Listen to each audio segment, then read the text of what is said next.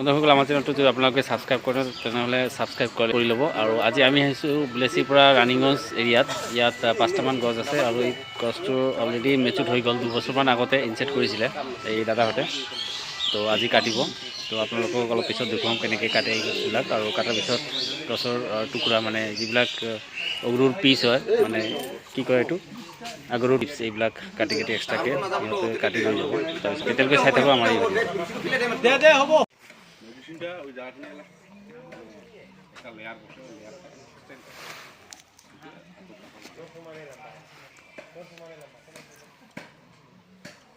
কত চেক কৰি হৈছে, গাছ না কাটিবাই লাগছে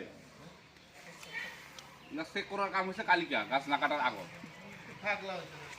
বুঝাইছে কইছে মই তো আহা নাই হইলো চেক করব লাগে। তুমি আজ গাছ কাটতে আসি এলা আর চেক করলা মাল ফাটাও ভালো ও টাঙ্গন ছিল না তুই মানে বিয়া ঠিয়া করে তারা वाला 6 মাস সংসার করে পাঁচও কবি আর বউ কিছু করে মানে এটা কথা আছে বাদ দিব আছে।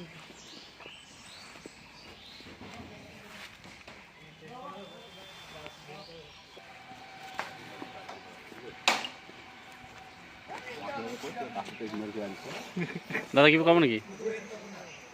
কি কম গাছৰ বিষয়ে কিবা কম অঁ কওক। কিমান দিন হ'ল গাছবিলাক? গাছগিলা 2 বছৰ হ'ল। মেচুৰ হৈছেনে? এতিয়া কাটিব পাৰিনে? হৈছে, এতিয়া কাটিব পাৰি। আজি কাটিব নেকি? আজি কাটি গাছবিলাক কিমানটা? 5টা গাছ আছে ইয়াতে। আজি কাটি দেখিম কি ওলায়, কেনেকুৱা কোৱালিটি কেনেকুৱা হৈছে। এইটো খেল বনোৱা হয়তো, কিছুমান কোৱালিটি ভাল হয়, কিছুমানৰ কোৱালিটি বেয়া হয়, একে নহয়। একে জাগাৰ গাছ কিন্তু মাল কালাৰ একে নাহে।